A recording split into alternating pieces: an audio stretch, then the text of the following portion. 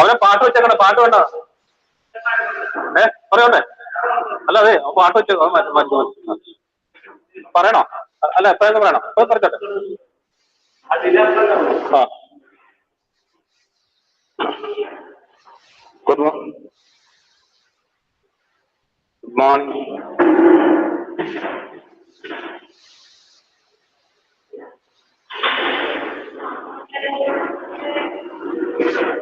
Good morning. Good morning, everybody. Hi, friends. Today we will have the IIT-sponsored Impact Lecture Series Session 2, and we start all. I will be the presenter first. I will be the first presenter of this.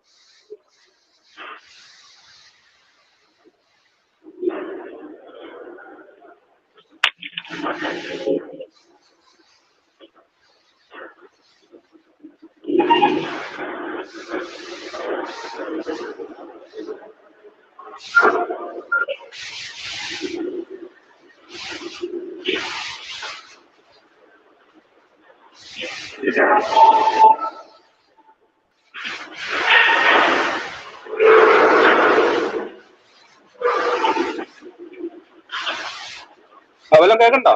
കേട്ടായിരുന്നോ? ഒന്നുമില്ല.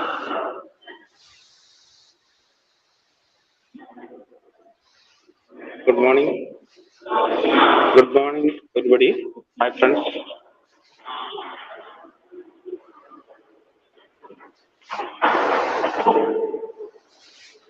Good morning. Good morning.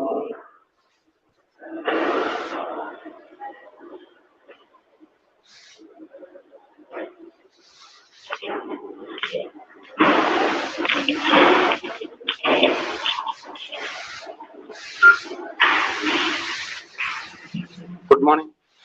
Good morning, everybody.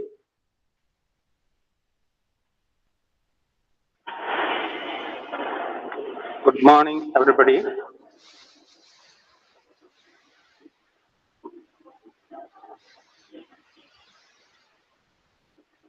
I think all of you can hear me.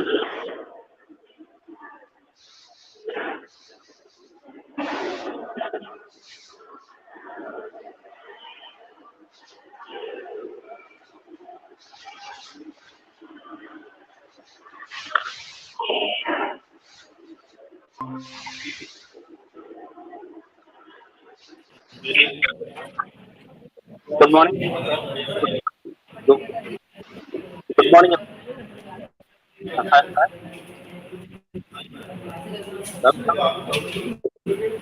IIT Impact Session 2. I would like to do a job with the IT administrator for inviting me.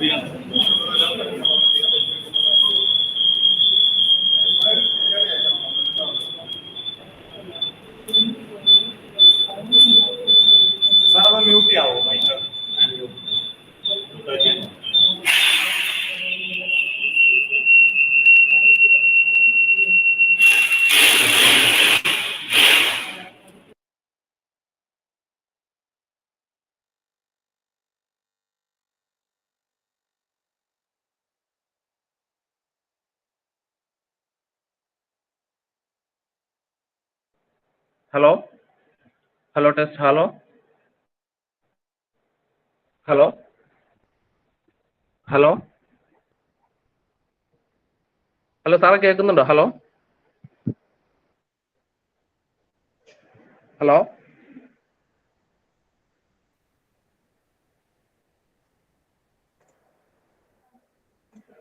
Hello hello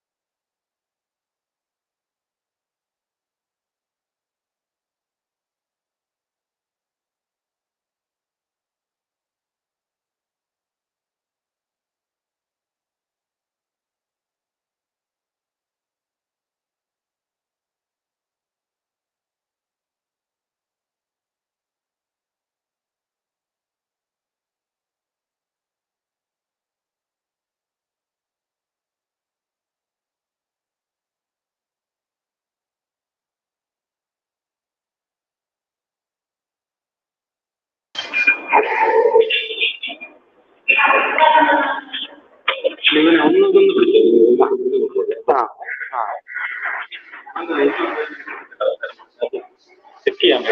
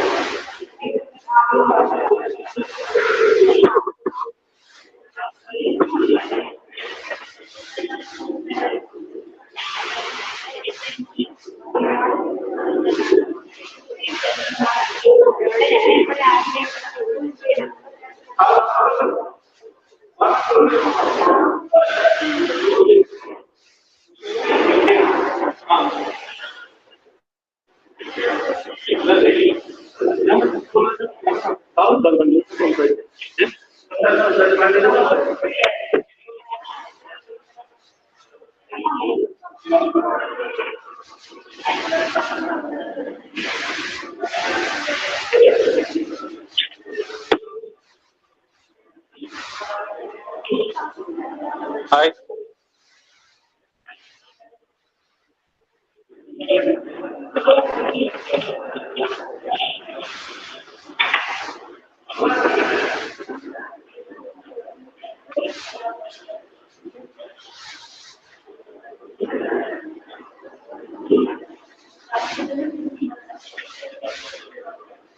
Hello.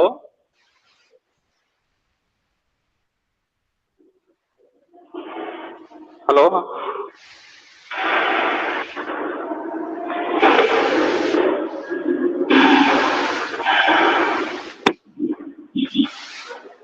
ഇട്ടിട്ടുണ്ടോ അവിടെ? Sound ഇട്ടുണ്ടോ അവിടെ? ഇല്ല.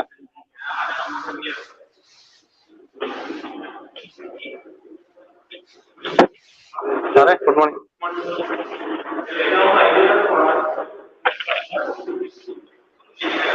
Hello. Hello, good morning. Hello, good morning. I hope everybody can hear me.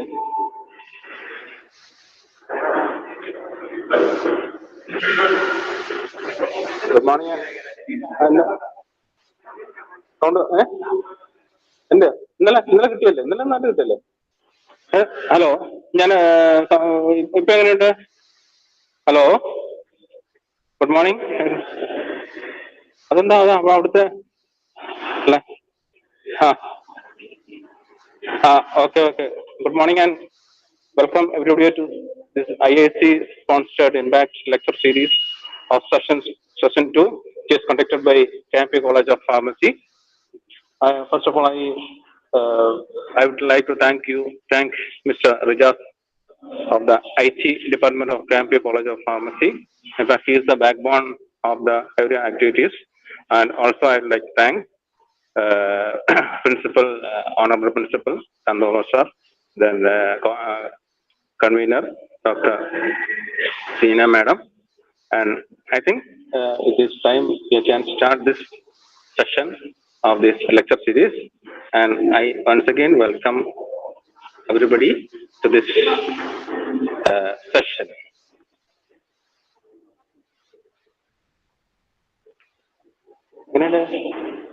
Hello, എങ്ങനെയുണ്ട്? ഞാൻ അടുത്ത് വെച്ചാണ് പറഞ്ഞത്, ഒരു അരയടി എടുത്ത്. ഹലോ,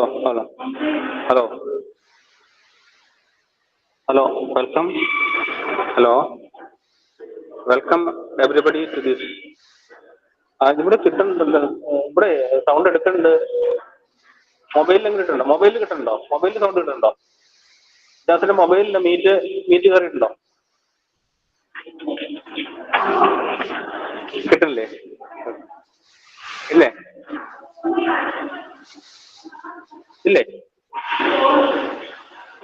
അല്ല, മൊബൈലിൽ നോക്കി കിട്ടുന്നുണ്ടോന്ന്. Good morning everybody and welcome to this. Good morning everybody and welcome to this IIC sponsored Impact lecture series session 2 to be conducted by the KMP College of Pharmacy. I would like to thank everybody who is involved in this.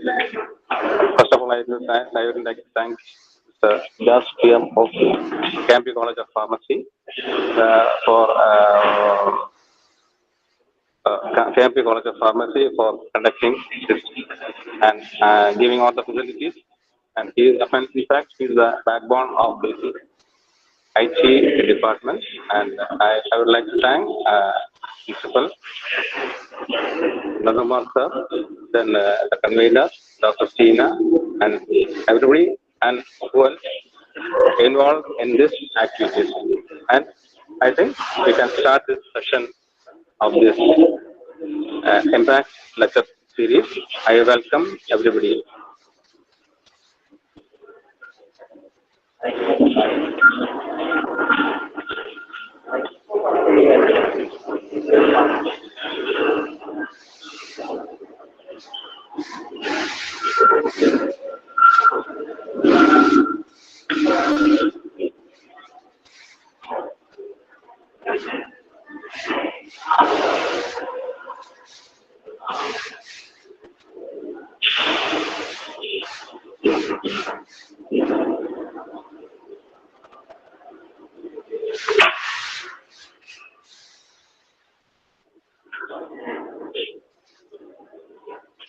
ബേസിലെ അവിടെ കേൾക്കണ്ടോ? അറിയാമോ?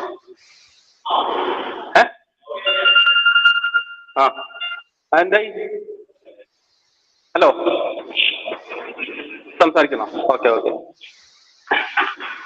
Good morning, everybody. Hi, friends. Welcome, everybody, to this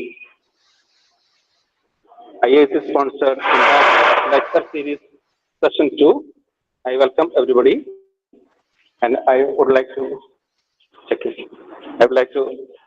thank Mr. Vikas of KMP College of Pharmacy for giving all the facilities, and also Principal Dr. Nandakumar sir, and also Sina Madam, who is the convener. I think we can start this session of Impact Lecture Series, Session 2. I welcome once again everybody to this session.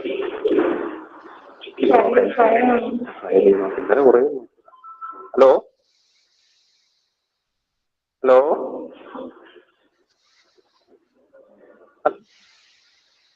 Hello?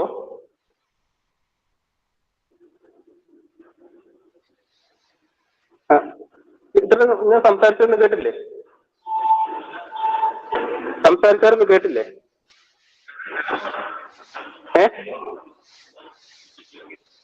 മ്യൂട്ടല്ല. ഇന്നലെ നമ്മൾ സംസാരിച്ചല്ലേ?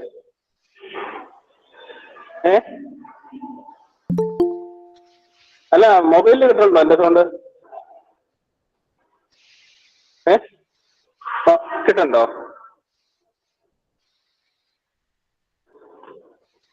Good morning and hi friends.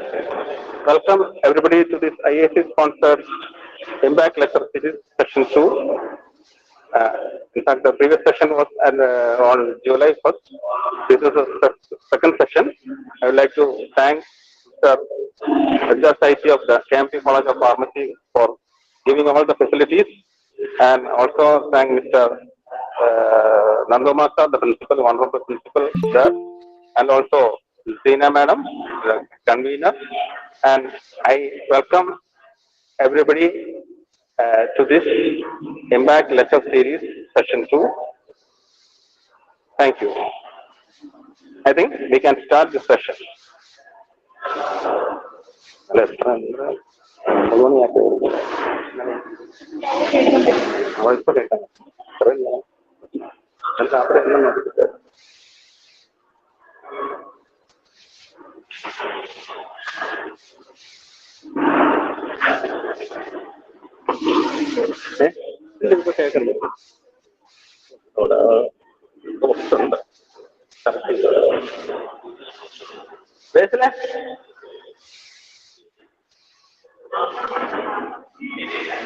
Delay ഉണ്ടാവും.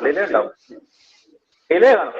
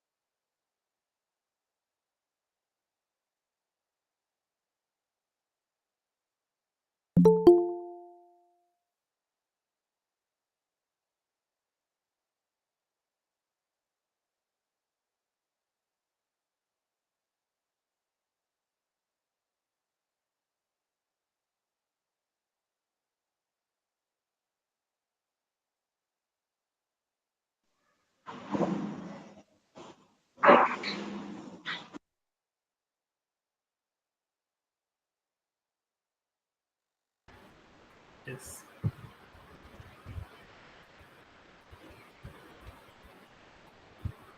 Hi. Good morning.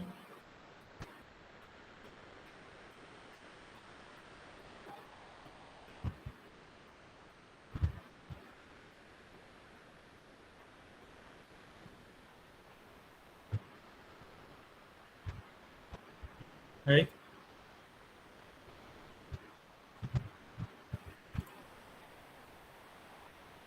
Is it audible?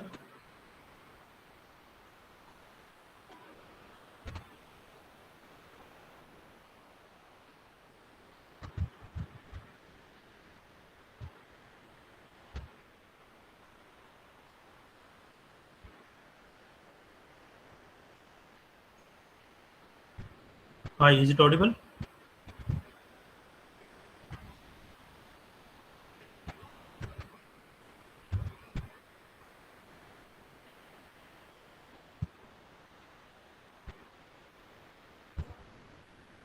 Hello.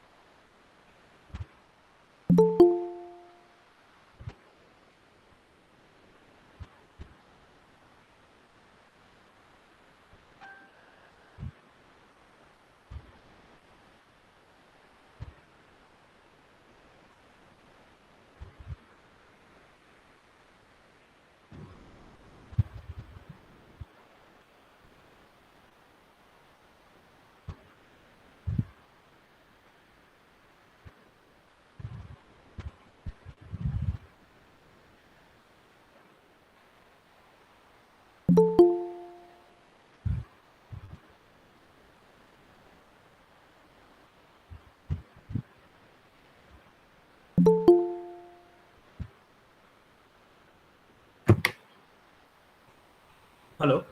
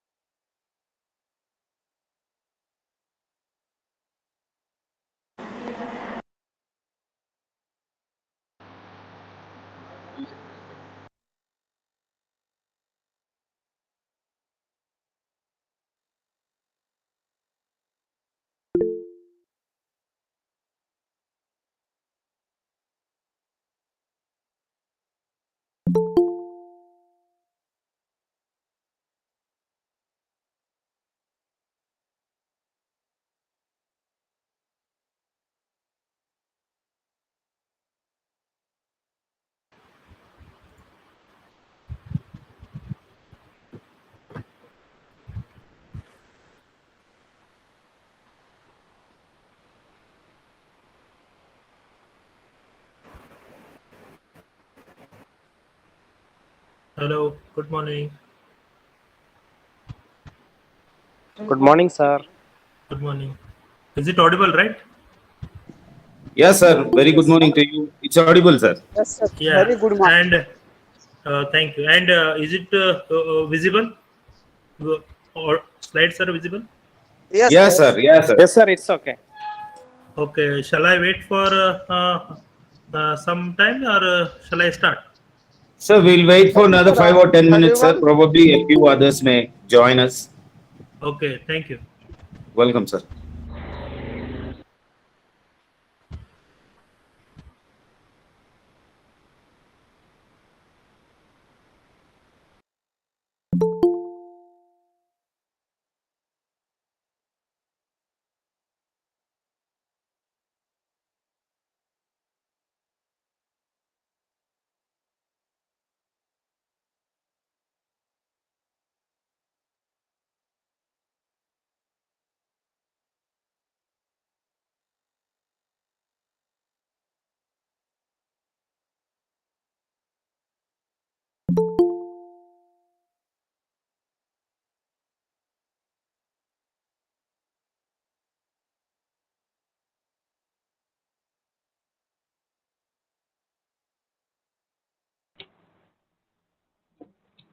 Good morning. A warm welcome to one and all.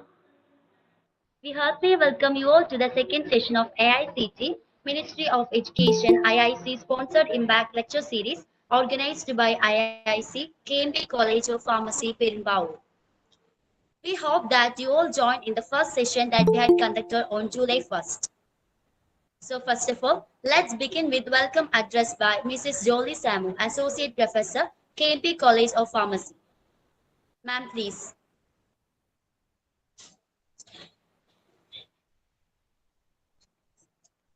Ma'am, are you audible?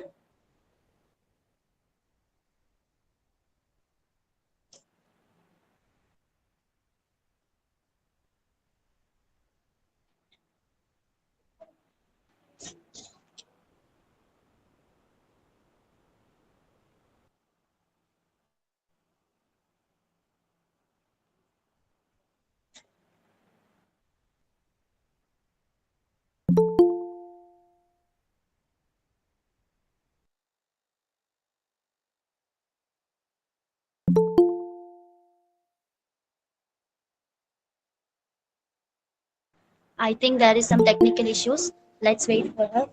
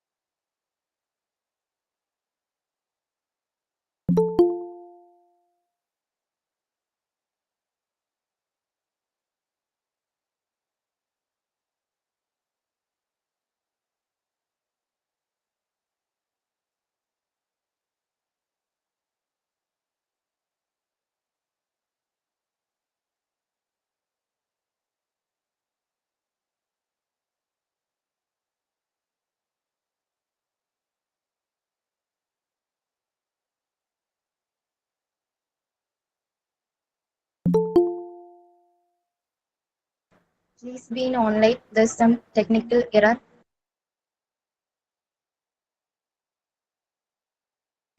Yeah. It's okay. Fine.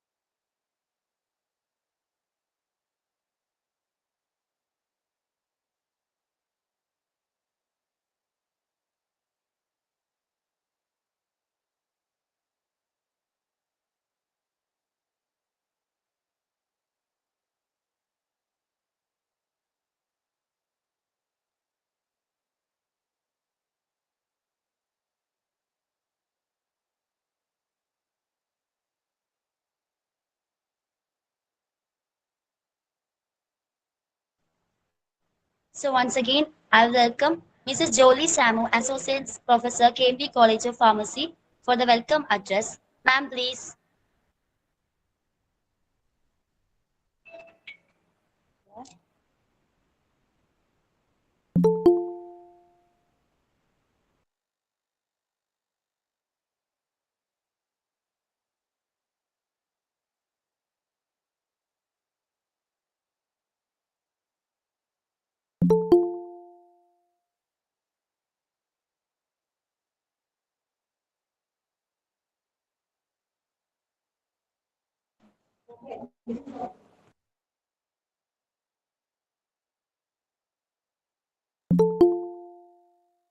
Okay, next it's time to introduce our speaker. For that, I gladly welcome Mrs. Kavita A.K., Associate Professor of KMB College of Pharmacy. Please.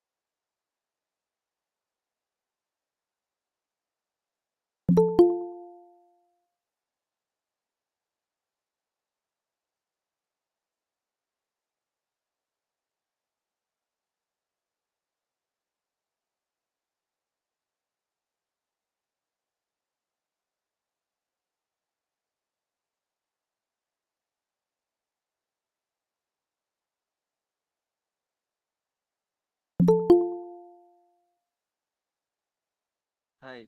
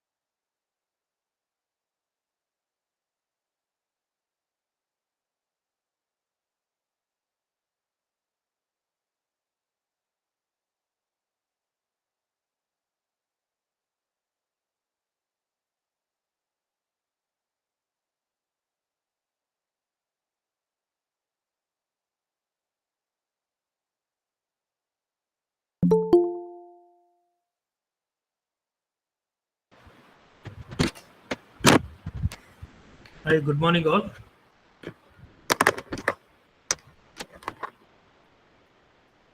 So, is it audible, right? Yes, sir, it's audible. Okay, thank you. Shall I go ahead? Yes, sir. Okay. So, good morning for all, and thank you for joining this session. And today I'm talking about patent and its recent trends in pharmaceutical industry.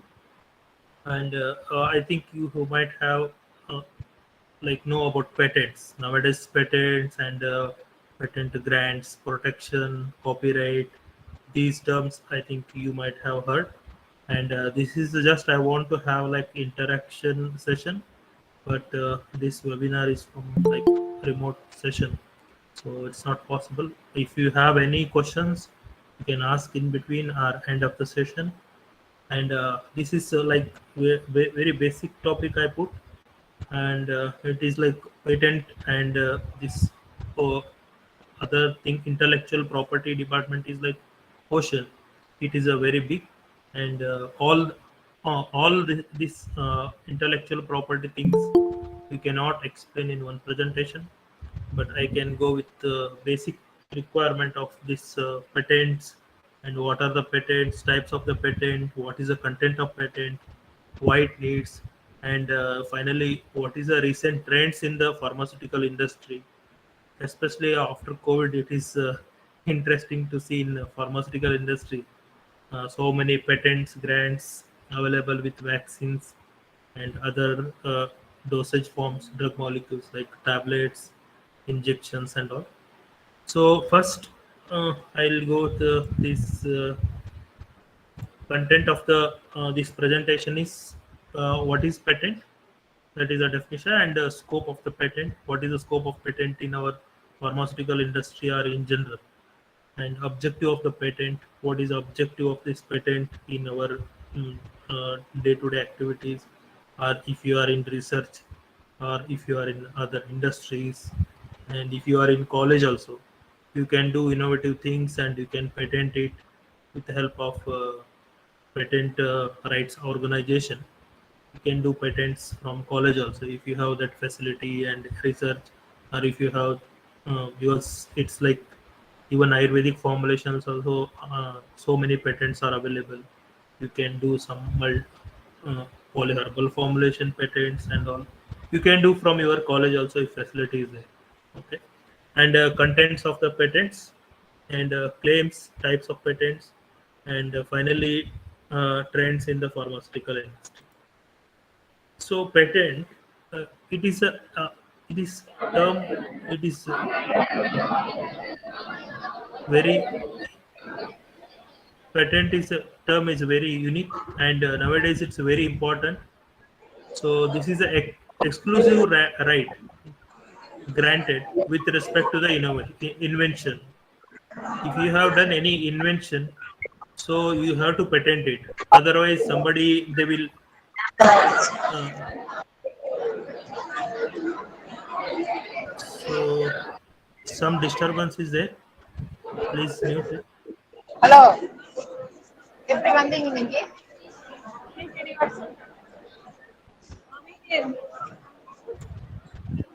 எனக்கு certificate கேட்டீங்க So, ஆமா so please mute it because I'm not able to explain, and you are some people are interested. Those people also Sir? can't understanding. And yes, if somebody has an invention of that, any about any research or any product or process, if the invention they have done, they have to patent it from their own like patent organization.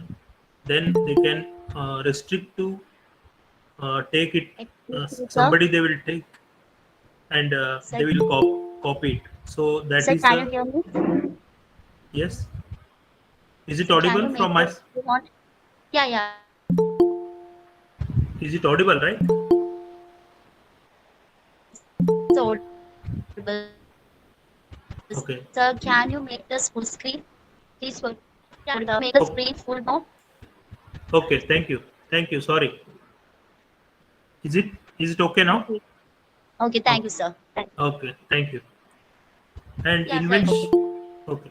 Invention like product or process in pharmaceutical industry, you have to patent it because somebody they will take and they will commercialize it, or they will take in other way like the they will take from this. If you are not patented, it will public to the domain. So so many people they can utilize and they can use it. So you have to protect your product or process things. Which one is innovative things are there. So you have to protect your invention. So patent is required, and it is a way of doing something and offer a new inventional technical solution to the problem.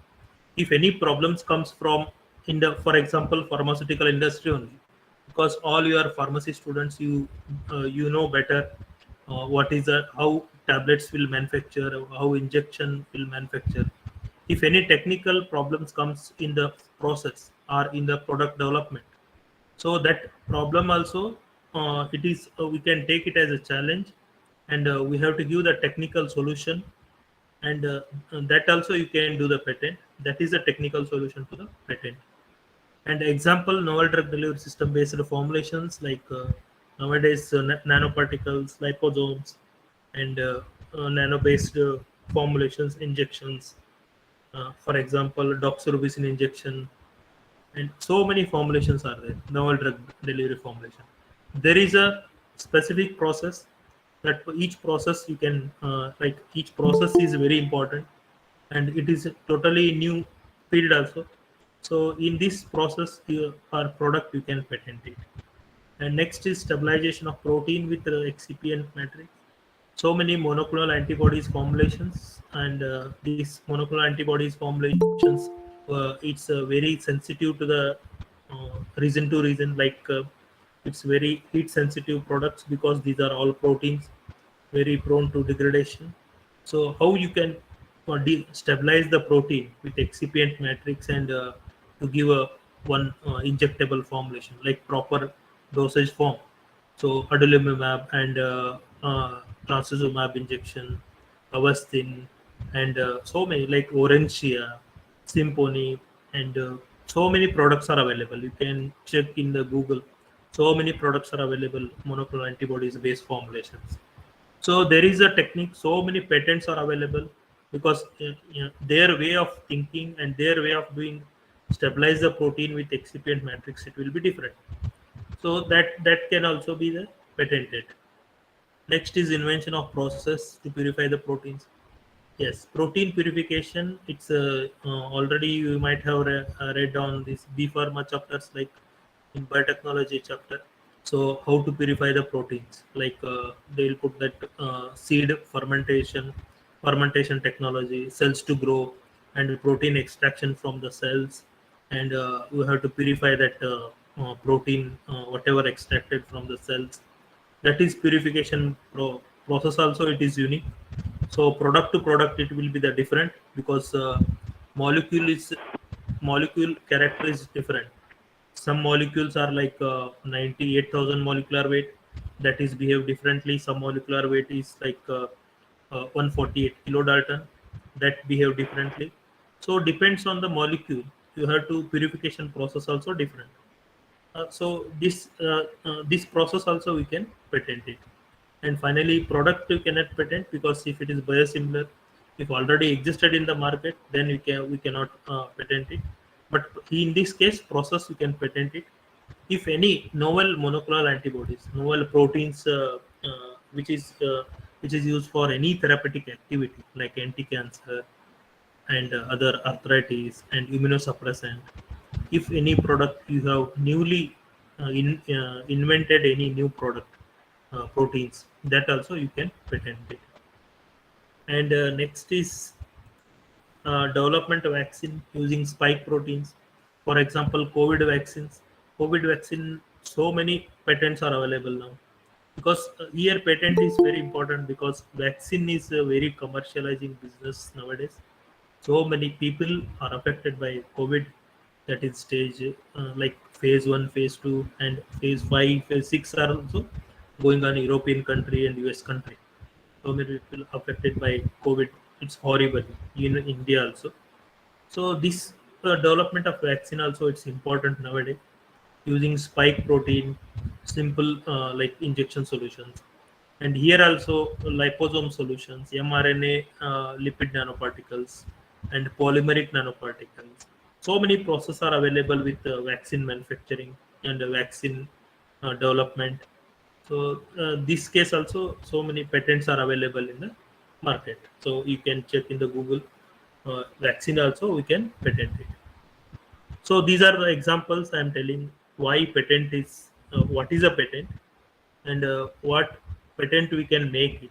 Like even in my stage of B Pharm also, I didn't know what is a patent, how to do this patent. But nowadays it's very much advanced. So you can get the so many Google patents, and you can read it, and you can approach to your professor or any person like patent right organization. You can talk to them and you can discuss them how to patent it if it is your invention is there. It's These are all just I am given the introduction about the patent, what you can patent it. And next is scope of the patent. As I already told you, pharmaceutical industry or FMCG industries, like food industries, they can make the patent. Like if you are, in some food also, like some sweets also they patented. Even region by region, like in Kerala, Karnataka, and Gujarat, in most of the states in India, for sweets also they have patented. That comes in the food grade material. They also patented their process and product. So they have unique process. Nobody can copy it. And in pharmaceutical industry has relied on considerable degree on contracting and outsourcing, especially upstream in research and development through various licensing arrangements, and downstream through co-markers agreements. This is referred as a cluster approach. So in pharmaceutical industry, especially in biotechnological industries like biopharma industries, how it will be like protein. I already explained you how it will be protein. Yeah, during this upstream seed fermentation, and that protein extracted from the cells, breakage of cells, and how it will be the breakage, and how they will extract the protein, and how they will purify it, and how they will ensure the purification of protein. These are all series of, this is a cluster approach. One pharmaceutical industry, if the cluster approach they can patent it, then nobody can copy it. And here also, why it is like, what is the scope of this patent? So pharmaceutical industry is some companies, they don't have manufacturing facility. They can directly go for CMO or CDMO, contract manufacturing organizations. Once we are developing the protein formulation, like protein up to formulation stage, we can develop it. And the next stage is manufacturing we can give it to some other organization, some other company. But in that case, if it is not patented, once we given to some manufacturing department, they will copy it. So it should not happen. So that we can avoid by patent. If already we patented, then they cannot copy it, because it's a legal issue. You can put the case and you can take it back. So this is one of the scope. And expanded sharing information, including creation, use of collaborative knowledge network, can greatly enhance the company performance. So one is, if you are collaborating with some other organizations like company or any institute, research organizations. So if you have any idea that you can the collaborative work you are doing, so your idea they can copy it and they can utilize it. That it should not be happen. So whatever the idea, you can provisionally you can patent it, then nobody will copy it. So before working also, if you have idea in your mind, so you can detail in exact format, you can patent it. That is called provisional patent. Once you have done that, all the work on that, and you have all the cluster approach, you have all up to the A to Z work you have completed, then finally you have patented. That is a exact patent. But provisional patent, you can make just idea about that, and you can change it later part, but idea should be the same. And next is protection company efforts. The one more scope is why we have to protect it, because protection company efforts, like we have to protect our company efforts, money, idea, and protection against the copy, because we are investing a lot of money in that invention. So we have to protect it. Otherwise, there is no use. This is the scope of patent and objective of the patent. So objective of this patent is, I already told you, to protect the rights of university or its innovator, inventor, research sponsors, and the public. Anybody in university also they have researchers or innovators, already innovators. Some people like in US and Europe, they will be in home only. They will think about the ideas. They can they are the innovator from home only, that they can think and they can put it in a collaborative work. But whatever they are thinking, the idea, they can provisionally patent it. And inventors, all the research scientists and research students, they are the inventors. And research sponsors, if any research sponsors also, they can patent it. For example, somebody has sponsoring your research topic, so they can patent it. If either they will give your granted name or not, but pa- they can patent it, because they are the sponsor and they are sponsoring the money for that research work. So they have the right to patent it. And the public, and public is like, if in a agricultural field, they can, a public also they can patent it. That is also the thing.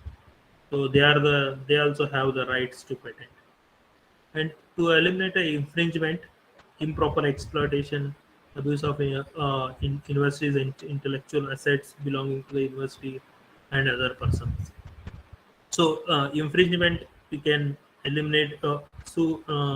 If any formulation is there that exactly we cannot copy it, if we can change it, so you can eliminate that infringement. You can do that non-infringement formulations. You might have heard non-infringement formulation. For example, RLD is having one formulation is having some excipients in the range some XY, and you can change it to eliminate that infringement. You can change the this excipient concentration and quality of excipient, type of excipient, and you can use different excipients. Only thing is you have to ensure the product stability. It has to match to the innovator product, that is reference listed product. And improper exploitation, if somebody copies, then you have to go for justice and all. This is unnecessary improper exploitation. So I have already have made this, and he has copied, and these are all words are like improper exploitation. To avoid this thing, so we can make it as a patent. We can provisionally, we can proper documentation we have to submit to patent office, then nobody can copy it. And abuse of universities intellectual assets. So some, like university to university, for example X university, they have that idea, they will do that work, and they have not patented. But some other university, they will somebody they will copy it from other university. So university to university intellectual property assets, like it's abuse. So because it's, we should not copy the anything from whatever that invented from somebody. That is also thing. It is just unnecessary. It's a bad name to the university and exploitation, everything that happen. So to avoid that, patent we have to make it. And to optimize the environment and incentive of research for the creation of new knowledge, that is there. If you have invented, that is a new that is called new knowledge, and this is a creation of new knowledge. And nobody has done that. You have invented, that is a creation of new knowledge with your proper science. And promote the linkages with industry and stimulate the research through developing, utilizing novel technology. And you can utilize the novel technology and through development of the all those things, whatever I told you, dosage forms or development of new drugs, and creative works for commercialization. And if you have patented, then it will be commercialization right, it will be for you only. Nobody can copy it, so you are the right person to commercialize it. These are the main objective of this patent.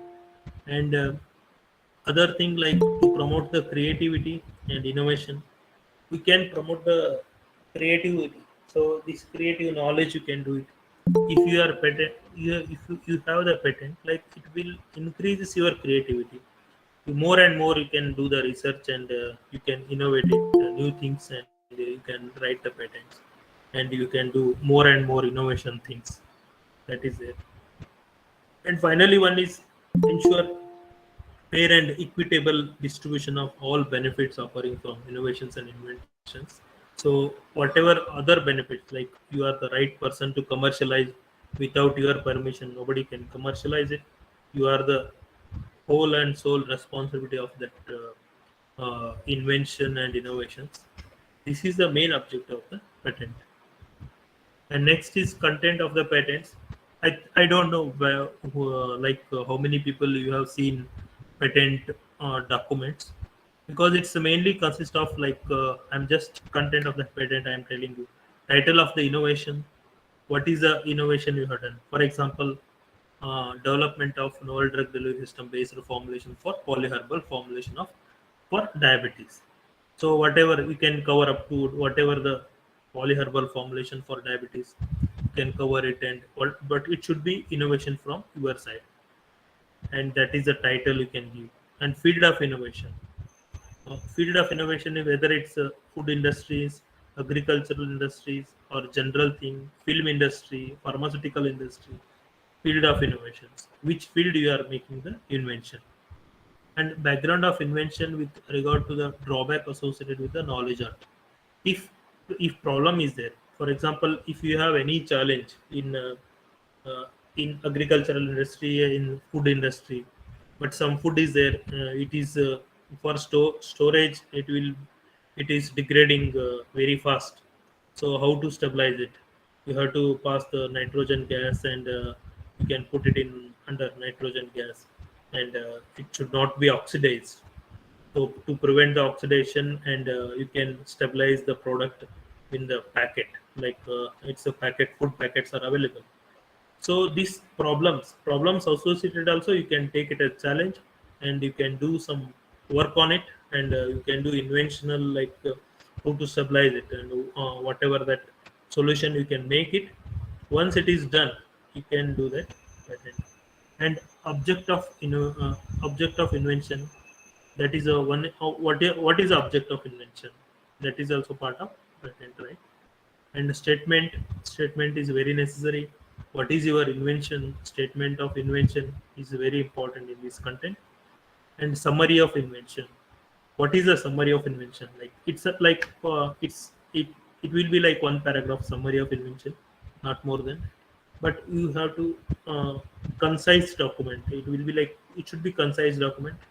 Just you should say about the summary of invention, and brief description of accompanying drawing. If any description of description of your invention, if if your drawing is necessary, so you have to draw it, and some you might have seen abstract, graphical abstracts and all. So these are that is part of this drawing only. So proper drawing, if it is needed, you have to draw it some diagrams, and that with those diagrams also you can explain your patent. And detailed description of the invention with reference drawing, and claims. Claims are again, it's different. 1 minute. Okay.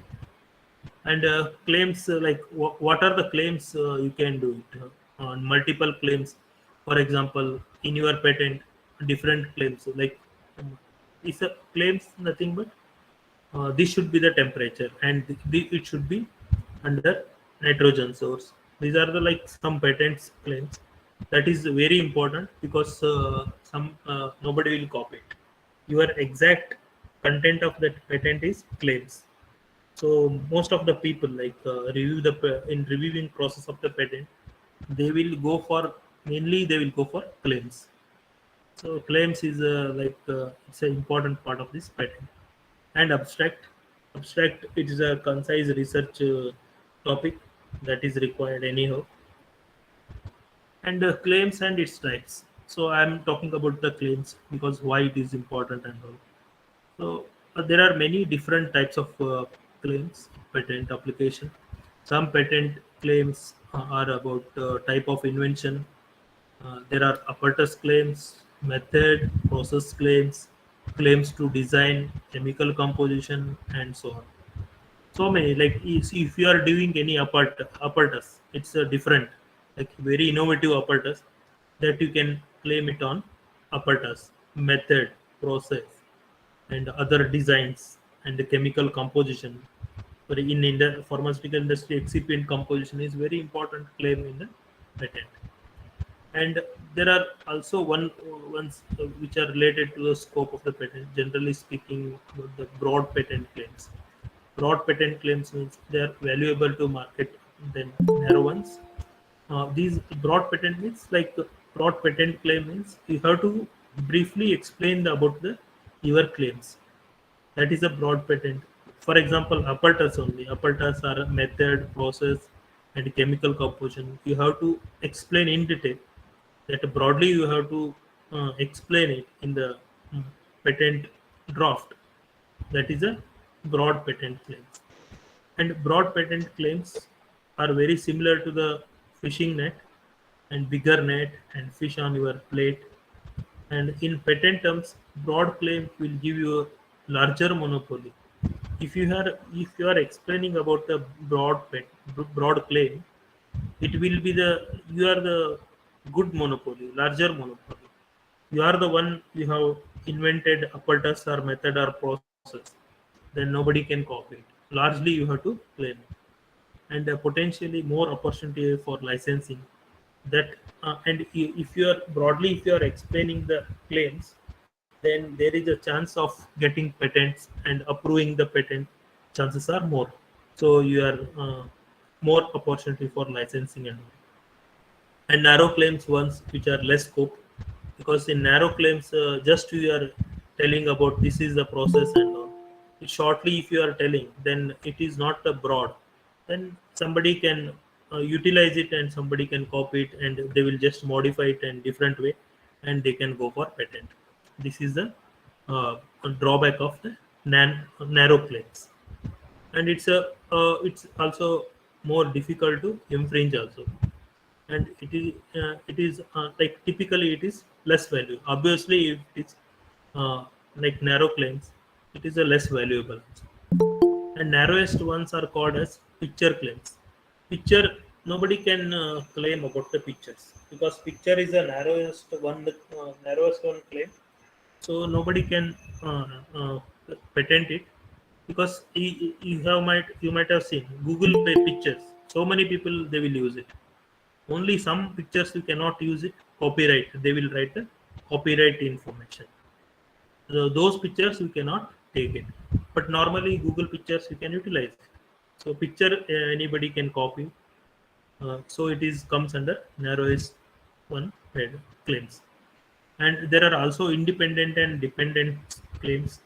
If it is claims are depending on the other claims within the same patent or other patent, that is the independent and dependent claims.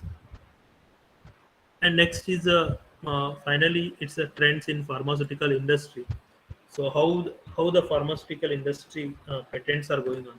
Development of drug device combination, injectable drug device combination. If for example this PFS with safety device and auto injectors and on-body injector devices, and so many like they are patenting. If they patent it, nobody can use that safety device and auto injectors, because exclusivity of patent, how long they will extend it. For example, 10 years, 15 years also they can extend it exclusivity.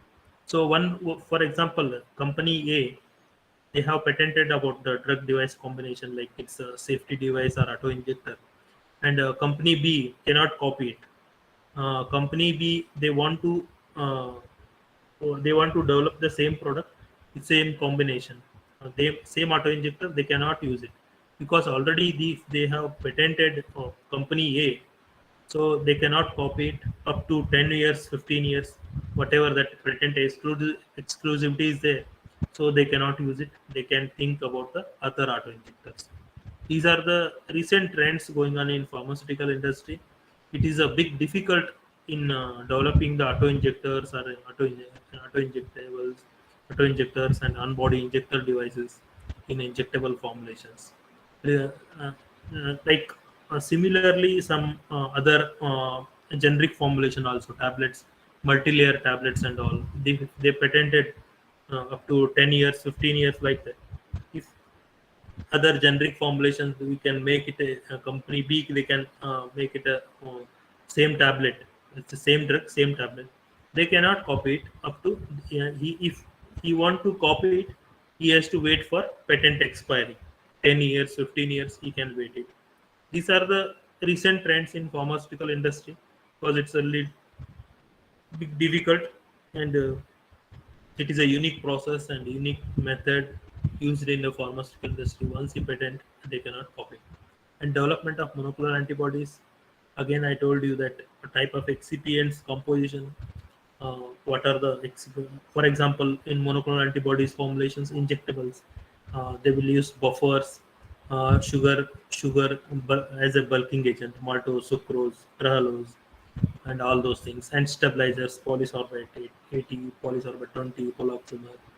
And if any monoclonal antibody formulation is there, if somebody like a reference innovator has used some excipient XYZ, and some other company, they cannot copy it with the same composition and excipient, he has to wait for 10 to 15 years, whatever the patent exclusivity is there. He has to wait and he has to change it. Otherwise, he has to go for innovative formulation with different excipients and composition. And process technology in purification of proteins. It is again challenging in pharmaceutical industry. In process technology, most of the people, they will go for process technology patent, because process technology, they have invested more money, so they have to restrict it to copy, so they will go for patents. Once process technology it's patented, then nobody can use it until its patent expires. So because process technology, it's similar to all protein purification, in that case again they have to go for change the purification protein method. It's very difficult. So these are the some problems we are facing in pharmaceutical industry, because process technology, it will be the similar for all protein purification, but slightly it will be the changing, but more or less it will be the same. And next is clone selection for development of protein based formulations. Initially, clone, you have to select the clone. There will be the single clone for the single product, or multiple clones for single product. But clone selection also, it is a unique challenging in the development of protein based formulations. And vaccine related patents, again, vaccine, it is affordable medicine nowadays. So some vaccines we cannot patent it, because life saving drug, immediate life saving drug, this is a vaccine. For example, now COVID, they cannot patent it because it should be given to the public domain. But some technology in developing the vaccines, you can patent it, but vaccines, directly vaccine, we cannot patent it. But vaccine, they can copy the vaccine formulations, but they cannot use the same technology during the development. And other novel technology based formulations, many are there, like nanotechnology based drugs, RT therapy, and biomaterial based formulations, and other things, polymer based nanoformulations, and mRNA based formulations. These are the many novel technology nowadays it is there, because it's now we are since like almost it's in Europe and America, they have invented nano based formulations like 10 years, 20 years back only. But in 2005 only, they have invented with nano based formulations. But in India, it is nowadays, like it is a full fledged formulation is going on, but it's still we are part of that. So 20 years back of that research from that. So these are all new technology and novel technology. We are facing the problems with this patents in pharmaceutical industry. So this is the thing what I have explained to you. This is I think it's a very basic thing, but once you read the patents, then you will come up with more and more questions. And what is a patent? How will make? So it will create some innovative idea also. Once you read about that patent, so you can enthusiastic to do the research in your field. So you can invent it, so many things around you so many things are there to invent, but just you have to get the idea. So these are the just it is increasing your research idea, I think. So I'm just end up with this presentation. So if you have any questions, please ask.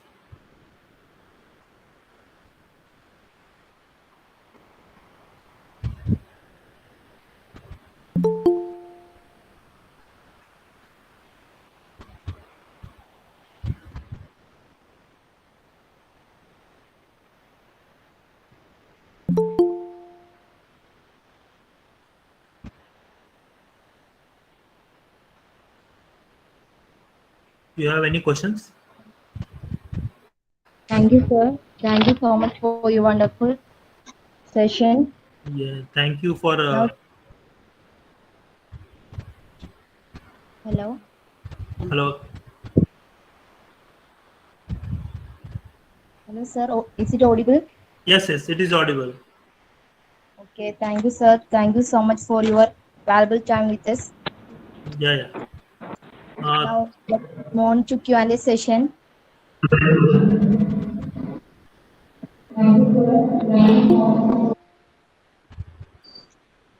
Anybody can ask questions, or you may post your queries on message box. Sir, I have one question. Yes, tell me. Sir, who is the granting authority of patent? Who is the issuing authority for the patent? What is the difference between these two?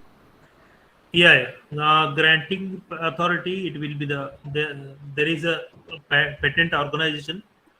It is office. It will be there in different state, different city of the India also. So, for example, in Bangalore, Coimbatore, and in your other cities like Kochi and different cities, they have that patent offices. So they have the rights to grant it, but applying rights to invention person. So many patent organization offices are there in India, and it's in Europe and it's in America. Again, it is country to country. It will differ. I hope you got that answer.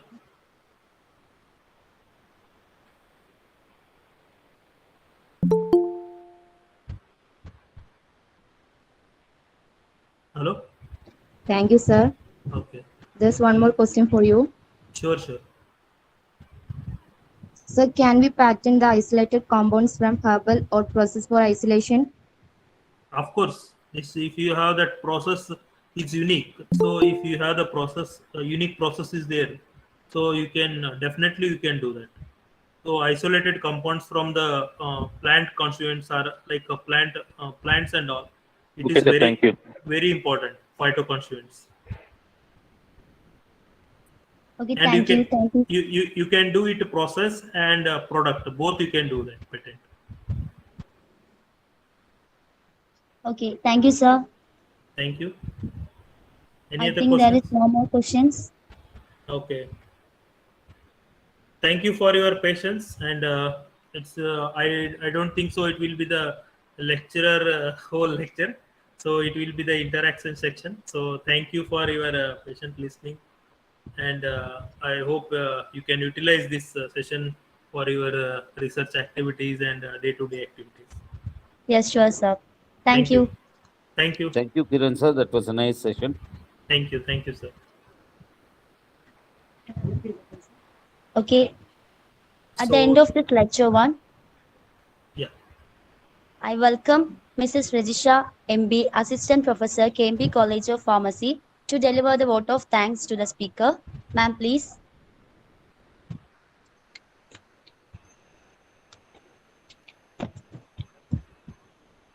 Respected Chief Guest, all the dignitaries on the stage, and everyone present for the session, a very warm good morning. I feel honored to propose this word of thanks on the behalf of KMP College of Pharmacy, Perumbavoor, and on my behalf. We are all happy and grateful for the success of the session. And we are grateful for our speaker, Dr. Kiran Avadani, Senior Research Scientist, Formulation R&D Biologic, Ahmedabad, for sparing his valuable time for us. A big thank you to you, sir. During the current pandemic situation, it's impossible for our students to visit industries and get to know more about it. We are grateful that our students and other participants had an opportunity to know more about the scope and recent trends in various fields of pharmaceutical industry. Once again, thank you, sir. With sincere feelings of gratitude, I would like to take your leave. Thank you. Thank you very much. Thank you for your this thing. So I want to have a like one-to-one interaction also. I'm very interested. Thank you for all. We'll meet in future things. Thank you, sir. Thank you.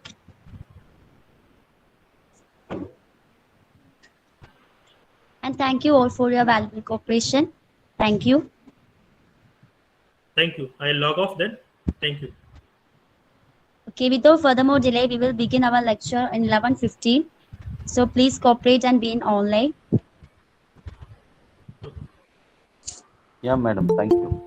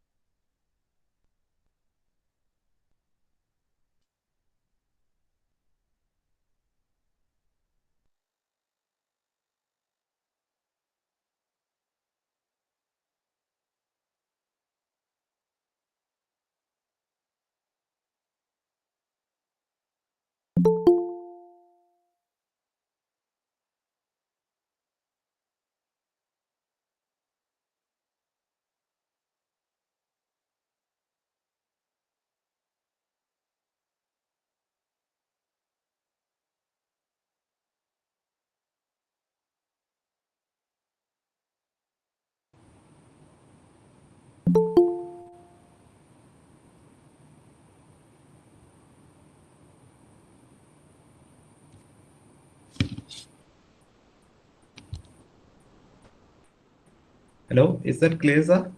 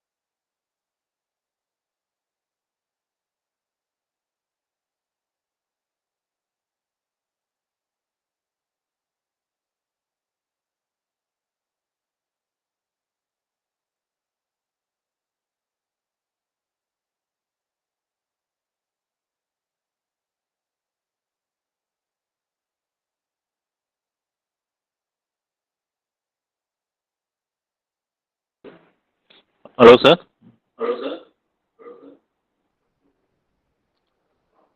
So, Dr. Phelps, are you in the line? Hello, sir. Hello. Are you sharing the full screen mode? Sir, now Slide it is sharing? Yeah, this is full screen mode, sir. Hmm. Is that okay? What about in 1 minute, sir? Let me check. Yeah, sure.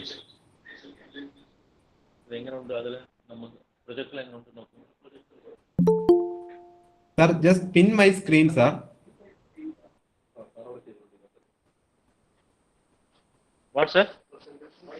If you pin my screen, it would be more good. Yeah. So mobile it is okay, sir, but in our live hybrid Oh, okay. it is not coming properly. That's the issue. Now also it is not coming. Yes, sir. We are checking it, sir. Yes, sir. Please hold on. Sure, sure.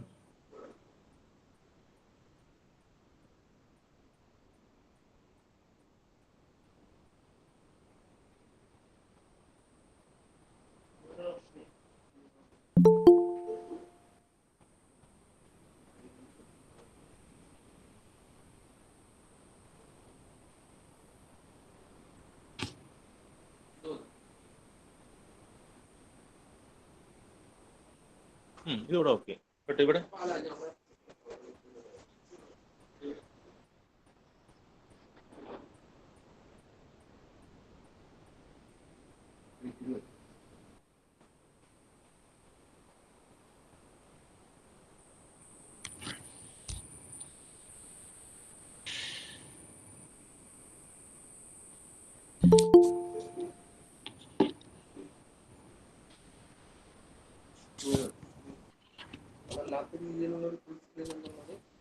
ഇതും കിട്ടുന്നു.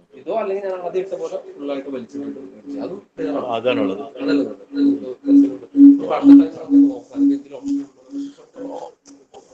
Now it's okay, sir. No problem. Oh, okay, sir. We will meet by 11:14. Yeah. About my sound, sir, is that audible? Sounds okay. Sounds no problem. Yeah. Okay, sir. Sound is good. Audible. Okay, sir. Okay. Then Sir, first they will give an introduction. After Yeah. introduction, you have to start. Okay, sir. Okay. Okay. Thank you. I'll wait.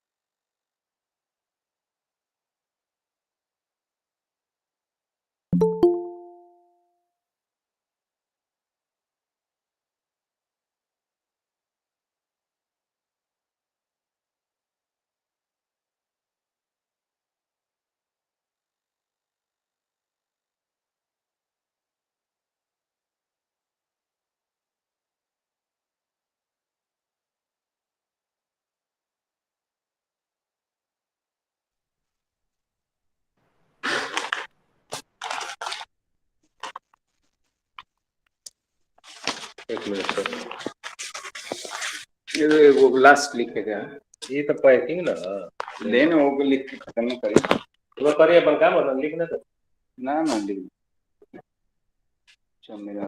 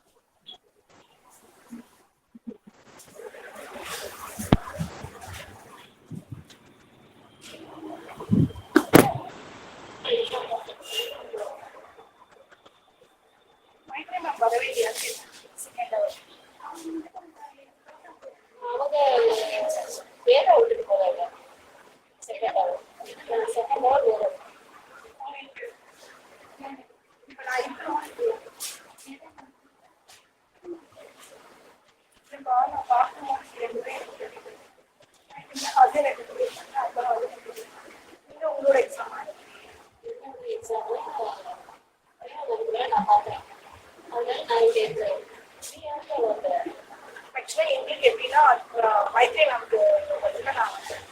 அதாவது அந்த தவிர்த்து அவங்க ஆமா அவங்க second அவர் இது third our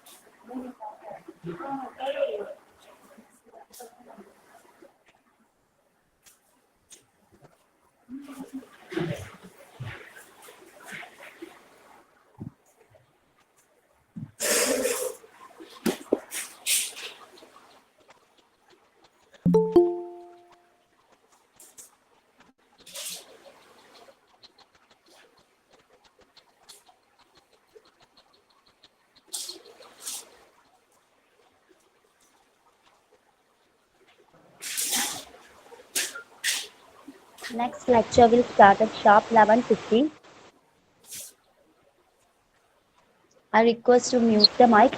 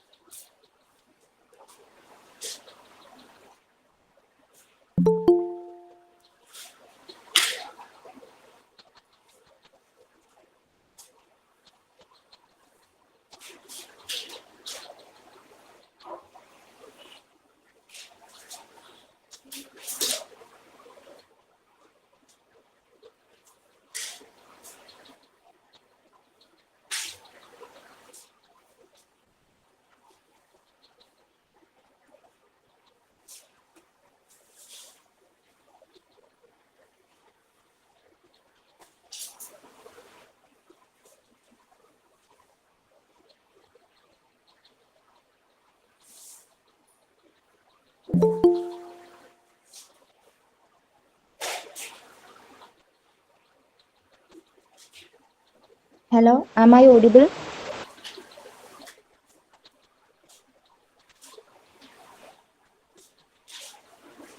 Hello. Yeah, you are audible.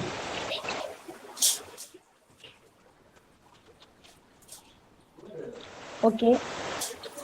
I hope all is around here. Now let's move on to lecture 2, exploring the pharmapreneurship. For that, I would like to welcome all to this lecture. And for introducing our honorable speaker, I am welcoming Mrs. Megha Hansen, Assistant Professor of Cambridge College of Pharmacy. Ma'am, please.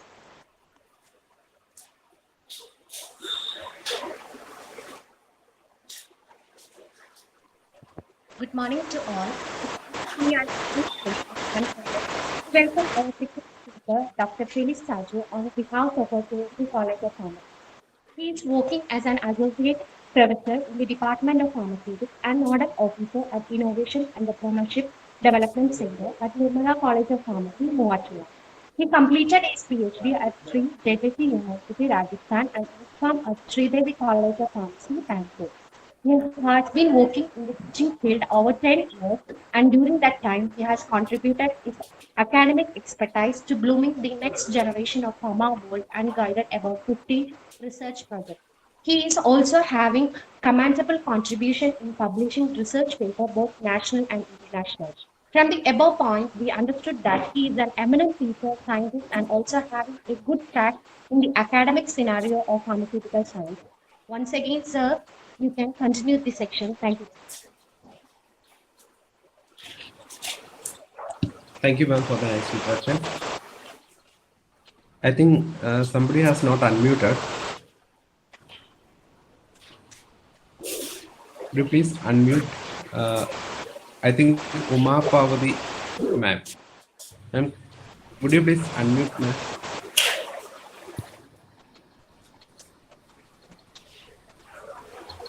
So anyway, I'm going to the session. So very good morning, one and all. First of all, I would like to thank KMP College of Pharmacy, the management and staff, especially Dr. Nandakumar sir, for giving me an opportunity to share my expertise or my views on pharma entrepreneurship with the fellow colleagues and students. I've designed my topic in 3 stages. One is the first stage is entrepreneurship process. In that we will discuss how a business has to develop, how a business idea has to pick, and how the funding will be done. So that we will discuss in the first session, and in the second session we will see exclusively what are the business opportunities for pharmacists, and in the finally we will wind up with the question answer session.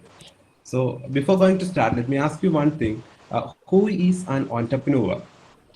Can anybody tell who is an entrepreneur?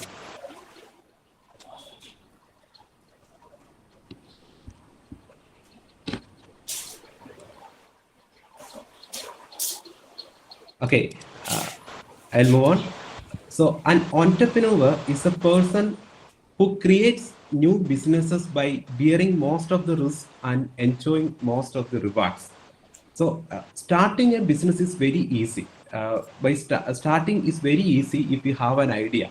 But taking up that business in the same pace as you started and upgrading it into the next level, that is very difficult task, because there are so many risks involved in a business process. So are you ready to take that risk? If you are ready to take the risk, obviously there are many rewards, huge rewards are waiting for you. So that is about the introduction of entrepreneurship. And when we look into the entrepreneurship process, we can divide the entrepreneurship process into 3 parts.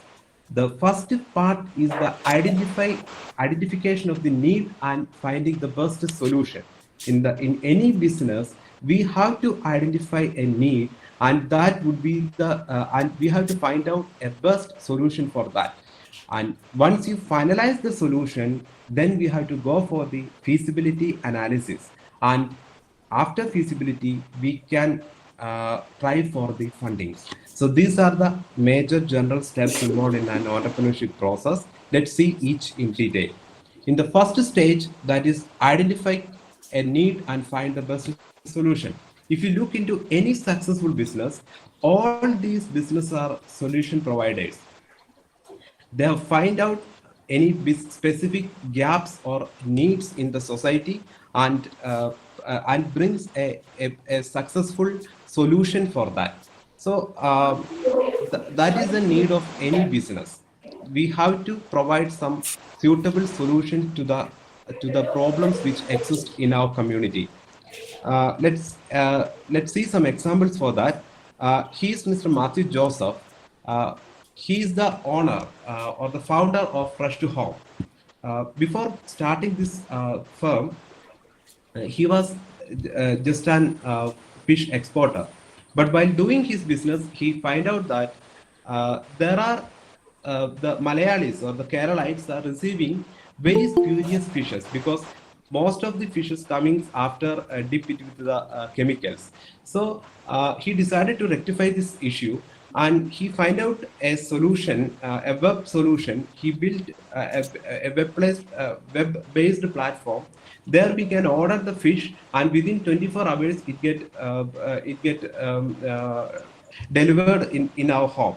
That was his concept, and that concept becomes huge success.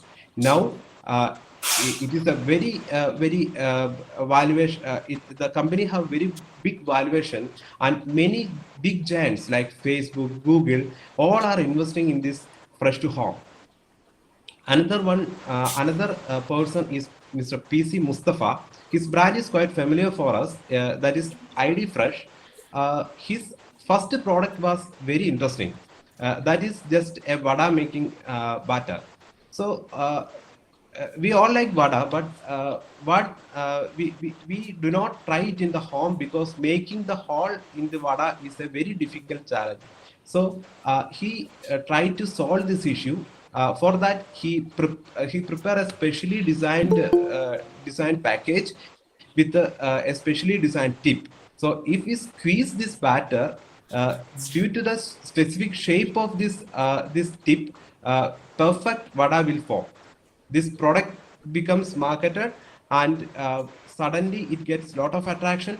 The company grow and company expanded their product into other products like dosha batter, parotha, and all. Now the company has around 2,000 crore valuation. Just from a simple idea, the company has to grown this much. And another person is Mr. R. Mohan. He's also known as Goodnight Mohan. His product is Goodnight. We all are familiar with this, and there is no introduction of the problem which what rectifies this Goodnight. Mosquito issues are there in Indian scenario. So this product, when he introduced the product, it became a huge hit in the market. Another person is Prashant Tandon. He was founded the Health Cart. The thought process behind the Health Cart was, if we avoid a middleman and a retailer and direct sell medicine to the customer, we can cut around 50 to 60% of the total cost, and patient will be or customer will be benefited. So that idea becomes materialized by Prashant Tandon. He introduced the Health Cart web platform. Through that, we were able to order the medicine, and it will be delivered to our home with 50 to 60% discount. It became huge hit, and many big investors came to invest in that. Later, they converted it into the name 1mg, and Tata Group take over the business, and now it is known as Tata 1mg. And so if you look all these business, one thing is clear: they all rectifies a problem. So in my opinion, if you are looking to start a venture or an entrepreneurship venture, you first look into your community or your society or your profession. There are lot of gaps, lot of problems are there which remain unsolved. Take up that solution, take up that problem, do research on that, find out the best possible solution, and convert it as a business. That will become, certainly it will become a huge success. But making an idea or forming a product is not at all, we can say it is a business. Okay, idea is good, but there is no any surety that the business will expand. So for that, you have to perform feasibility analysis. Feasibility analysis means assessing the achievability of the endeavor, whether this product is going to work out in the market, whether it can generate profits or cash. That is the most important question in the business. So in feasibility analysis, we will study about all the aspects of money generation. So there are many phases for this feasibility analysis, especially the product service feasibility, market feasibility, financial feasibility, and legal feasibility. If after this feasibility analysis, if all these four components give green signal, then we can move for the next funding opportunities. So let's see feasibility analysis in detail. The first part is product service feasibility. In the product service feasibility, we will see the achievability of the product. It has two parts. One is concept testing. In the concept testing, we will directly ask to the end user whether you require this product. if I have a solution for this problem, if that problem is actually existing in your domain, and if I introduce such a problem, are you ready to accept that? Are you ready to are you ready to spend money to buy this product? So that kind of things we can ask directly to the end user. Or even you can ask to your friends and family members, and thus we will get whether the products will get an acceptance in the market when we marketed it. So if the concept testing completed and we get a positive result, we can move to the next stage, that is usability testing. So we will, in the usability testing, we will develop a prototype, a preliminary form of the concept, and we will give it to the end customer and ask them to use that. For example, if you develop a mobile application, you just give it to the end customer or your proposed customer and ask him to perform that mobile application. Then he will come to know what are the drawbacks of that product, and he will give you genuine feedback. And by accepting that genuine feedback, you can rectify your problems or the existing problems of the product, and you can make it more good one. So that optimization is happening during the time of usability testing. These are the major two stages in the product or service feasibility testing. And in the second one, market feasibility. In market feasibility, firstly, we have to check whether the proposed industry is attractive or not. That means whether the industry is already saturated. Is there any? Sorry, just a minute.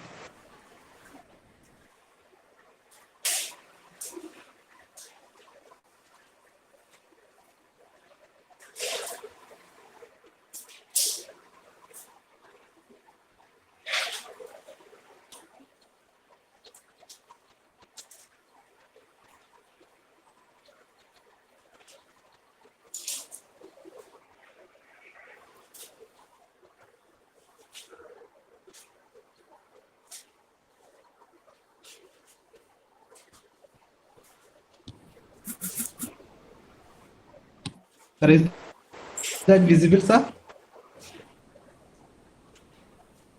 Yes, sir. Hello?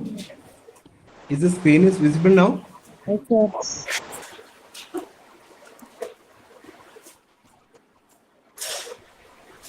Okay, shall I move on? Yes, sir. I'm sorry. So we have seen what is the product service feasibility. In product service feasibility, there are mainly two stages: concept testing and usability testing. In the concept testing, we will check the acceptance of the product, and in the usability testing, we will evaluate the prototype what we have we have developed, and we will get the genuine feedbacks, and from the feedbacks, we will rectify the existing problems of the product. Then in the second stage, that is the market feasibility study. In the market feasibility, first we will study the industry attractiveness. So in the industry attractiveness, we will study whether the proposed industry is already saturated. Is there any space for our product or our service or the new industry which we are going to launch? That we have to analyze, we have to check. For example, if you are planning to open a medical store in a locality, you have to check how many medical stores are there, and if you start a new medical store, is that how a good customer base there, or you get enough sale there? That you have to study. So and also you have to think about study about the growth potential of the field. What are the future potential of the industry? That also you have to study. For that, you can do primary and secondary researches. So the primary research means that the entrepreneur himself has to do. He has to go to the potential customer, and keep industry participants, professionals, and ask them, if I introduce this product or if I start the industry, if that industry is relevant in the current scenario. That we have to ask them. And in the secondary research, we can grab data from industry-related publications, government statistics, and reports from the research firms. There are some very reputed research firms like Jeffries. So you can buy the reports, their research reports regarding any industry from there, and you can go through that, and you will get a conclusion that whether this industry is attractive or not. And also you will get data from the government statistics. In each quarter, government will release what is the GDP rate, what is the growth potential of this industry, what is the government expectations, and what are the things government will give you for the to enhance this industry growth. Everything you will get from the government websites and all. So go before starting an industry, do a thorough research on the industry and the area which you are going to launch your product. Then second one, identification of niche market. Niche means uniqueness. Every product have their own unique customer base. So we have to develop a unique customer base and just check whether there is a scope for that uniqueness. For example, KFC, take KFC. There are many restaurants in our locality and all are serving chicken dishes. But what makes KFC unique? It's obviously its specific recipe and its preparation method. And KFC have their own customer base. They're developed with their uniqueness. So if you are launching a product, that kind of uniqueness you should have, and just check that kind of unique customer base is there in the locality. One more example is LinkedIn. We know there are many social media websites like Instagram, Facebook, or Twitter. So many websites are there, but the LinkedIn is different from others because they are concentrating for the career aspirants and professionals. They are giving materials to develop their career growth. So most of the professionals are take part in the LinkedIn. So this kind of unique business solutions we have to provide, and we have to identify the niche market. And third one is the current demand analysis. We have to check whether the industry have a current demand. For that, you can conduct a market survey, and the market survey should include some questions which helps to retract demographic, social information as well as attitudinal information. So by conducting that survey, you will come to know what are the age group of the proposed industry or a proposed market, then gender, income, residence, religion, their customs, beliefs, and social background, and also their preferences, attitudes, habits, responses, everything you will come to know. And by analyzing, by conducting a deep analysis on this market survey, you will come to know what is your target market, or how you should focus on the marketing, and what are the major barriers to get entry. So, for example, again, I'm telling the example of medical store. If you are planning to launch a medical store, first you have to study what kind of customer base you should get from there. If they are ready to spend more money, or if you are not ready to spend more money, what is their financial status? In that way, you can design a medical store. If they are ready to spend more money for the health products, you can think about some other medicines as well as healthcare products. And if the financial situation is very poor in the target community, you can think about discount medical stores like what Needi and Sevana is doing. So that kind of demand analysis you have to find out, you have to conduct. And in the last stage, you also should have to study future demand forecasting. That is, currently it is okay, but what about the future of the business? For example, during the pandemic time, we all used this kind of mask. But now, when the pandemic is decreasing, the demand of masks also getting decreased. So without have a proper future forecasting study, don't jump into the business by seeing that it has a current demand. That is a very essential thing you have to be in your mind. Then also we have to find out, study the financial feasibility of a product or a project. So financial feasibility includes cost of the project, means of finance, and break-even point. So cost of the project means how much amount we have to spend to make it realize. It includes the land cost, site development, building, and civil works. And also it should include the plant and machinery cost, working capital. Working capital means the amount we have to spend for day-to-day operations, and also initial cash flows. Also, you have to think, you have to consider, because we can't assure that overnight we will get profit. So we have to spend certain amount of money for the 1 or 2 months, and also that money has to be added to the cost of the project. And also we have to think about the salary we have to given, and employee welfare, insurance schemes, everything we have to work out, and we have to add it into the cost of the project. Similarly, means of finance. If we have an idea about the cost of the project, then we can think about the finance. Means from where we find out the money to run the show. So for that, you can think about the share capital and term loans, and I will discuss it in the later stage. So I'm moving to the third point, that is break-even point. Every business person or every person who is going to start a venture should have an idea about the break-even point. Break-even point is nothing but the point where the total sales of the business becomes equal to total expense. That means a no profit, no loss situation. So if you know the break-even point, then we have a vision that if I spend this much amount, or if I sell this much quantity of my product, my entire losses will be covered, or my entire expenses will be covered.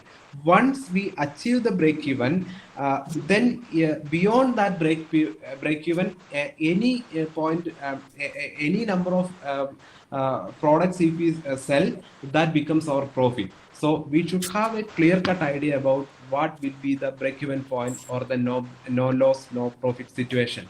That is very important in the business. Most of the persons are not thinking about this break-even point. Everyone start the business because of its attraction. Somebody told that, okay, you start this business, this have a current demand, then he suddenly go and start the business. No, it is not like that. You should have a very clear-cut background study, then only you can start a business. And if you complete the financial feasibility, then you can move to the feasibility analysis, legal feasibility analysis. So legal feasibility means any business has to comply some legal concerns. For example, if you develop a product, it should not infringe the copyright and patent laws. There are some patent laws existing in our country. I think in the first session it has already been discussed. The patent laws are there. We should not infringe the patent laws. Our product should be unique, and it should, if possible, you should take, if it is a product, I'm telling, if it is a product, you should take the patent if it is a unique product. And also you should not infringe any copyrights, because if we name any medical store, or if we name our product, the copyright name of the right, the copyright of that name or that logo is also important. So you should not try to break that laws. We have to abide the laws. Then also in the secondly, we have to abide the company laws. Sometimes we are registering our venture under a trust law or company law. There are many that kind of laws existing in the country. For example, if you are starting an educational institution like pharmacy college, it should be under the trust. But if you are launching a pharmaceutical industry, it should be under the company law. So you have to decide what kind of business you are going to do, and it is comes under which category, and accordingly you have to take license and registration. And also labor regulations you have to study, because there are many labor laws existing in the country. For example, the person has to work 8 hours or only maximum up to 6 hours, and in between that you have to give them some interval time, and you have to provide them 1 day leave for that kind of regulations are there. So we should check whether our proposed venture or the product can abide this kind of labor regulations. Is it affordable for us? Instead of appointing one person, we may have to appoint 2 or 3 persons to comply the labor regulations. So is that feasible for us? That we have to find out. We have to study.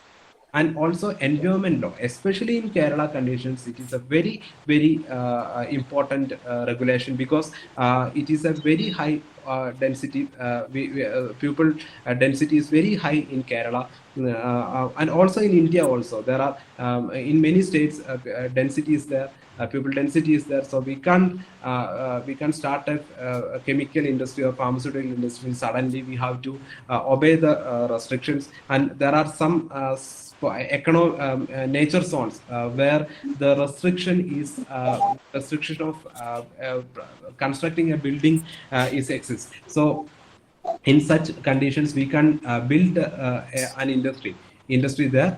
So we have to check what are the environmental laws existing in the particular state, as well as commonly in the nation. And we have to abide such laws and check whether it is feasible for our industry. And also professional laws are there. For example, Pharmacy Act is there.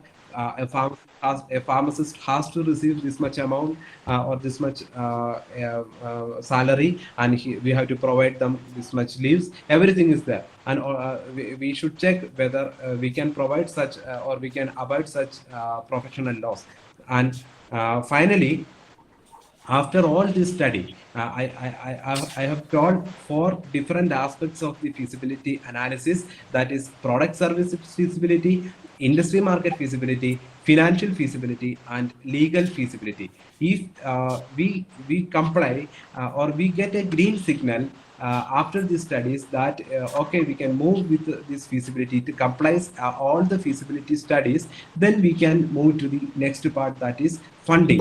Usually before starting a business, everyone think that funding is the main issue. I don't have enough fund to start a business, then how I should start a business? That is everyone's concern. But according to me, I'm telling you that funding is not an issue in the modern scenario. Funding is not at all an issue. You should work on your feasibility analysis and strengthening of your idea. If you have a good idea, a strong idea, and it is false proof, or it is if you are able to prove that your idea is commercially viable, so many funding opportunities are there in our scenario that we will see in one by one. First one is bootstrapping. Bootstrapping is the most common method, that is self-funding. If we have our own savings, we can think about self-funding. We have to spend our own amount, our own life savings, and thus we can start a business. It has its own pros and cons. In the advantages are the advantages are you should have a financial control over the fund, because it is nobody's fund, it is your own fund. So that is your hard earnings. So you are not ready to unnecessarily spend the money. So you should have a financial control on that. And also you should get a creative freedom, because nobody will ask you why you exhaust all the amount you have unnecessarily, or why you should you should spend money for this activity. If you are confident, you can spend the amount for that, because it is your creative freedom, because it is your own money. So that is the advantage of self-funding. And the disadvantages are, obviously it has a personal risk, because maybe your entire money you will put into the business. The loss ultimately will affect you if loss was happen. So personal risks are there, and also slower growth, because you may face some funding issues, because you may have only very small amount of money to start a business. So these all are the disadvantages. But anyway, for the initial stage, I am recommending you should start with your own funding. Then only you will get a seriousness in the business. And even if you grab money from your parents or family, you should consider it as a loan. You have to repay it. You have a mentality that this money is not mine and I have to repay it. Then only the business will succeed. And the second thing is, or the second opportunity for funding is crowdfunding. It is a newer technology. That means many small sums from a large group of individuals are there. That means if you want a 10 lakh rupee, that is a huge amount. We have two options. We can follow traditional funding, that we can approach a bank or any other individual persons and ask them 10 lakh. Or crowdfunding is there. That means many individuals are there, those who have not too much money, but they are ready to spend small sums. So they will put 10,000 rupees or 5,000 rupees each, and many pupils are investing that kind of small sums, and finally, ultimately, it becomes 10 lakh rupee or a huge sum. At that fund you can utilize for your activity. That is what we call crowdfunding. There are many platforms available in the websites, in the market. For one example is Keto. Keto is a charitable organization. If you have a cause, you can post it in the Keto. Then the official people will check the genuinity of of your query or your post, and your post, and if they feel that this is genuine, they will publish it in the website. And many people will invest the money for the charitable cause. That is Keto. Then another one is Catapult. Catapult is exclusively for startups. If you have a good business idea and you are confident, you can post it in the Catapult, and many small investors will be ready to invest it in your company. So in that way, by crowdfunding, also we can grab the funds. And another funding opportunity is angel investing. So angel investors, as the name indicates, they are angels with money. They are individuals with the surplus cash, and they have interest to invest. In crowdfunding, the individual persons are putting only very small sum, but the angel investors have very good cash flow, so they will invest if they are satisfied in your business. This is what we call angel investors. There are many famous personalities are investing in different businesses. One of the main personality is Mr. Ratan Tata, the former chairman of Tata Group. He has invested in Ola, Cardeco, Cuberfit, Dogspot, Climaxel, Cashcaro. These all are very familiar brands for the Indians. So Ratan Tata investing in such brand. If you have that much confidence in your brand, you can contact him. He has his own staffs, and also you can contact them, and they will arrange a presentation in front of the company, and the Ratan Tata will invest you. And also there are many other angel investors in and around us. The Ratan Tata is the top one, and the Manipal chairman TV Mohandas Pai. He around investing in 18 companies. One of the main company which he has invested is Byju's. Byju's started with his seed funding. So Mohandas Pai is a famous personality who are in the angel funding. Then Kunal Bal, the CEO of Snapdeal, Ranjan Anandan, the Google India MD, they all are Rohit Bensal, the co-founder of Snapdeal. They all are angel investors. Then one TV show is also going on. I think its name is Shark Tank. If you follow that Shark Tank, you will come to know how the angel investors invest their money, because it is exclusively for the business investments. That TV show is there, or even in YouTube also it is available. Then the advanced stage of angel investing is venture capitalists. So they are professionally these are professionally managed funds. After the angel investment, you can have an opportunity to grow your business, but at a certain time again you need funding to expand it more. Even to the international level. For that, you can utilize venture capitalists. They are professionally managed funds who invest in companies that have huge potential. And also, in the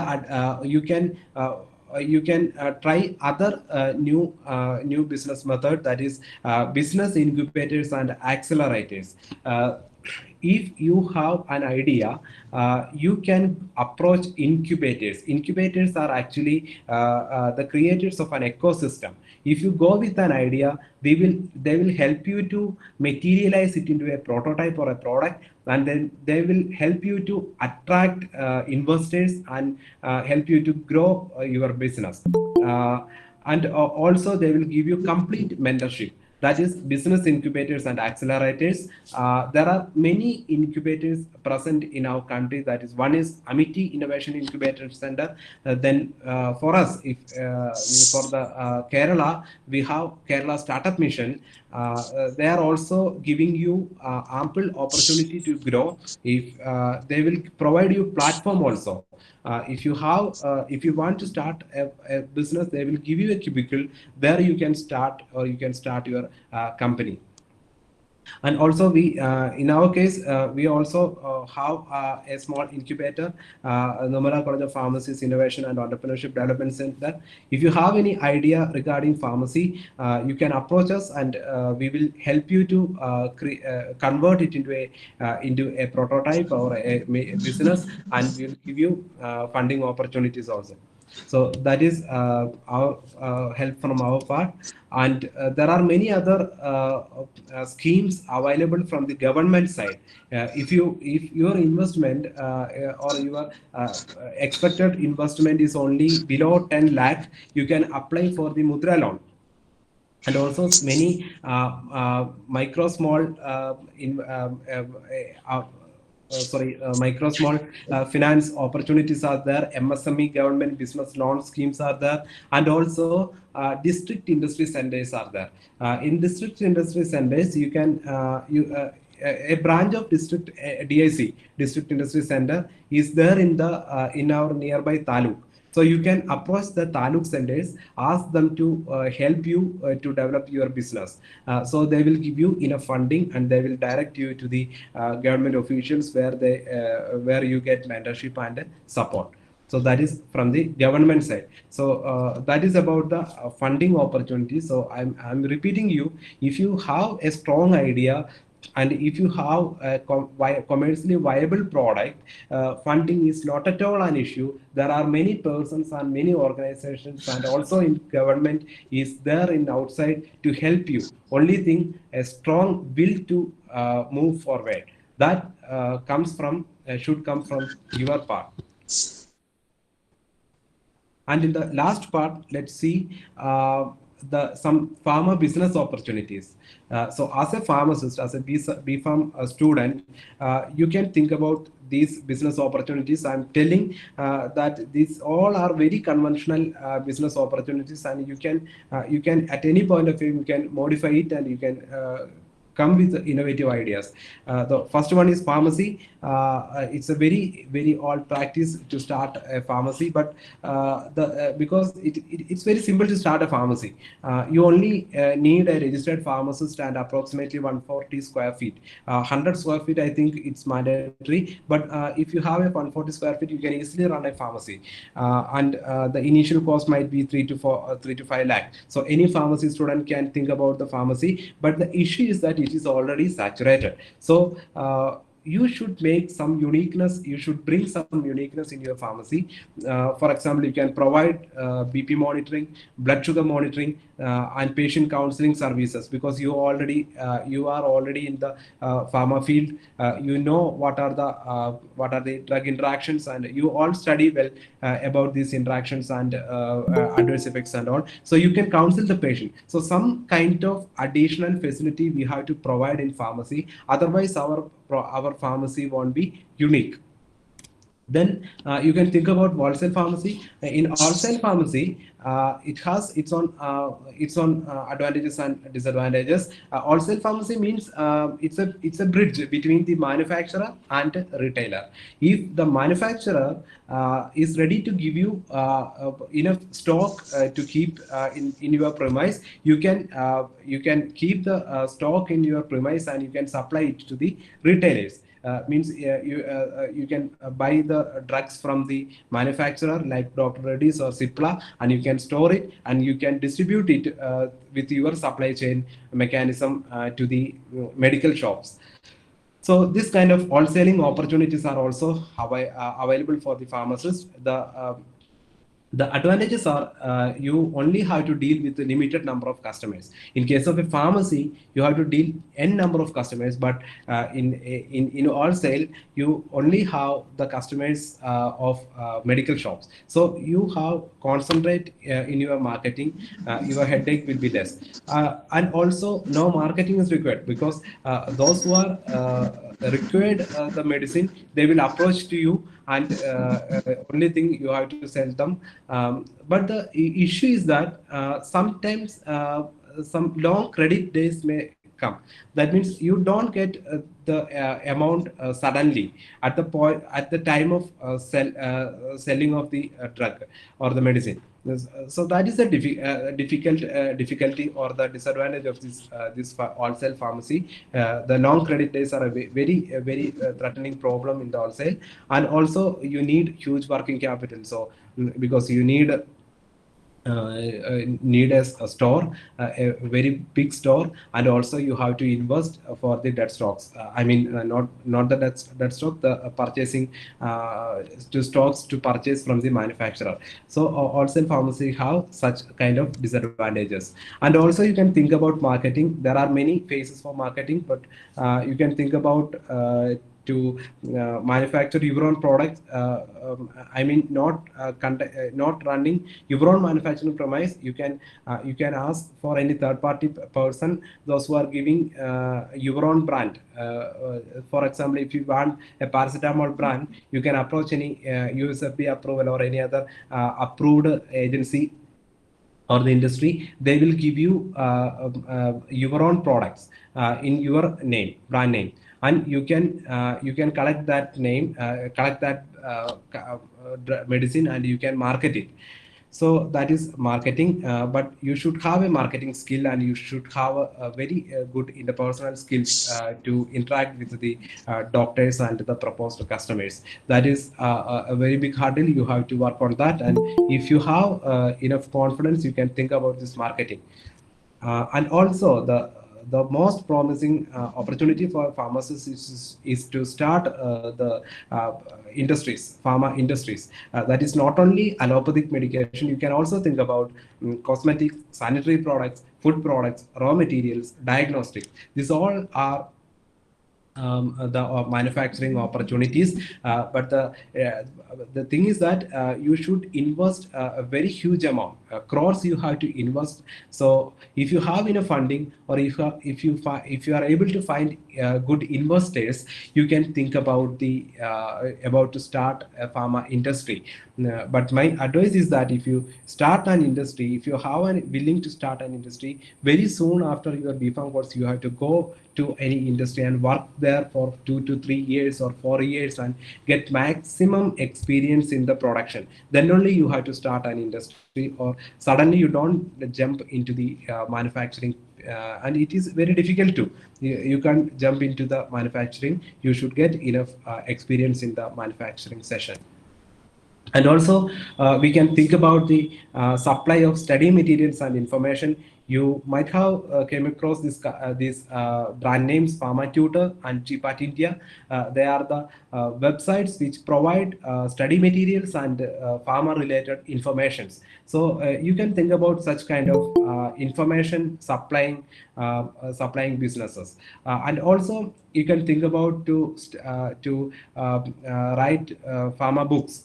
Because guides and GPAT training books, everything is needed in the in the current market. So you can think about that. If you are well enough to prepare such study materials, you can think about such kind of businesses also. So these are the major business opportunities what I seen in the in this pharma sector. But I'm not telling that these are the only business opportunities in front of you. If you have a will and if you have an innovative mindset, you can do wonders in this field. You can find out, as I said in the first session, you can find out many unhidden opportunities in this field, and you can work on that, and you will succeed. You will succeed with a very good brand. So I wish you all the best for the those who are interested in entrepreneurship. I'm very good, very best to you people. So that's about my session, and if you have any doubts regarding my session, you can ask now.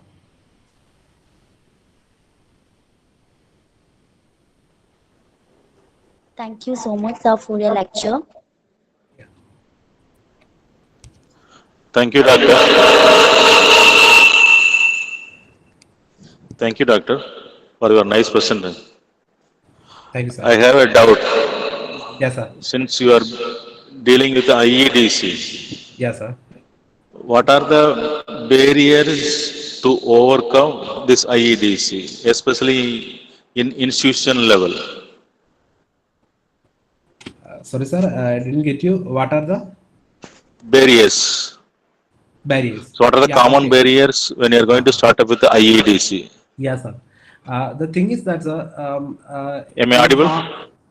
Yes, sir. I get. So what are the common barriers when you are going with the startup with the IEDC in institution level?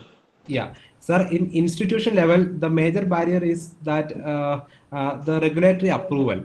If we look into the into the allopathic section, we should get some approval from the government. That is very difficult from our aspect, from the college aspect. That's what I am facing nowadays.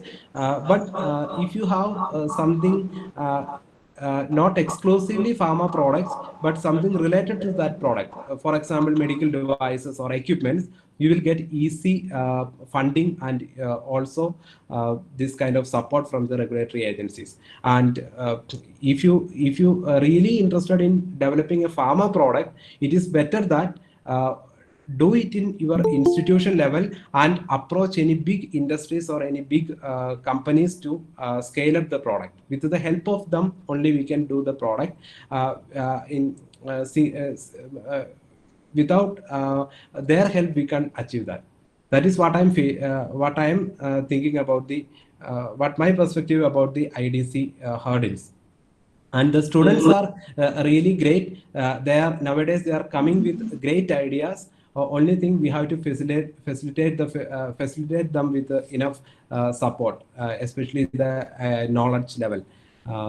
Then some equipments are also required to develop a product, but it is okay if we find out, if we contact some persons or some government agencies, they will provide us equipments and financial support to do that. Okay, Doctor. Yes, sir. In that case, how much is the minimum funding? How much is the maximum funding? Sir, now one funding is open from the Kerala Startup Mission. it is start from 2 lakh, I think. If you have only idea and you don't have any prototype, they will give you 2 lakh, up to 3 lakh, I think, up 3 lakh. And you utilizing that 3 lakh, you can develop your product, the prototype. And once they've satisfied the product, then again they will give you another 8 lakhs. With that 8 lakhs, you can start up your company. Then from that, they will help you to meet investors like this venture capitalist and all, and you can flourish with their fund. The first initial level, I think 2 to 3 lakhs they will give you. Thank you, Doctor. Thank you, sir. Is there any furthermore question you can ask, or you can post your queries in the message box?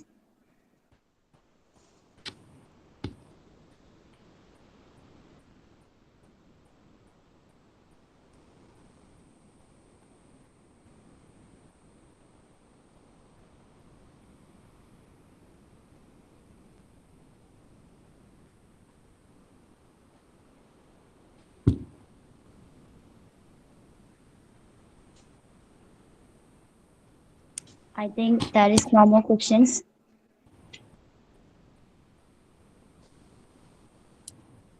Yeah, okay. So thank you all for giving me this opportunity, especially Dr. Nandakumar sir for the cooperation and for inviting me for this lecture.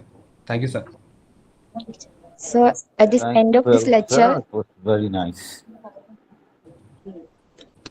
I would like to welcome Ms. Nisha SR, Assistant Professor of KMB College of Pharmacy, to deliver vote of thanks to the speaker.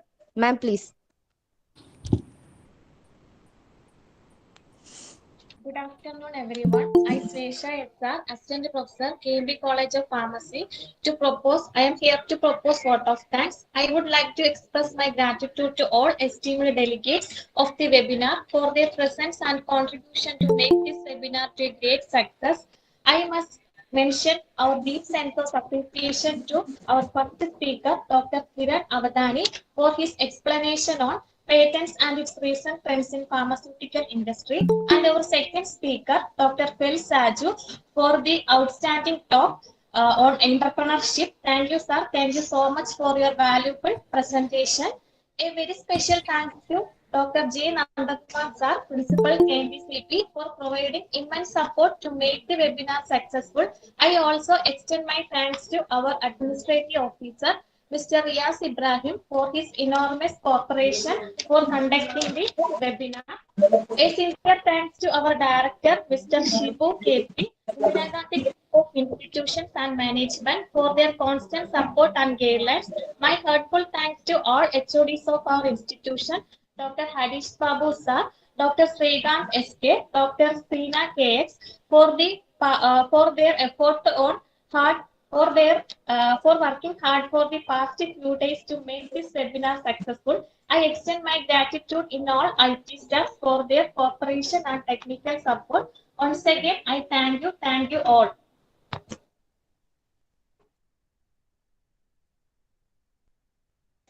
Okay, thank you, ma'am. Once again, thank you, sir. And thank you all for your cooperation and for being here. Thank you. End of the session. Now you may leave.